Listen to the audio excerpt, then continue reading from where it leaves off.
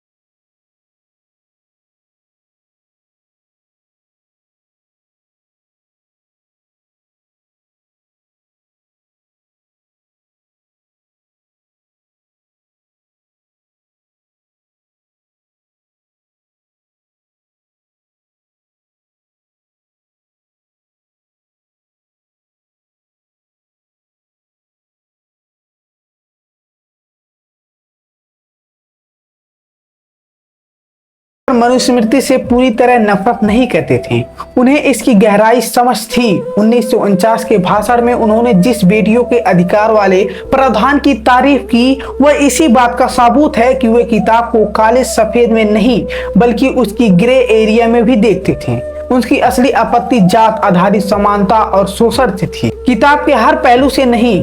तो यही है पूरी कहानी, क्यों अंबेडकर ने मनुस्मृति जलाई और क्यों बाद में उसकी एक बात की तारीफ भी की। यह विरोधाभास नहीं बल्कि एक गहरी और सोची समझी समझ थी। आपकी क्या राय है कमेंट में जरूर बताइएगा। जय भीम, जय भारत, वंदे मातरम।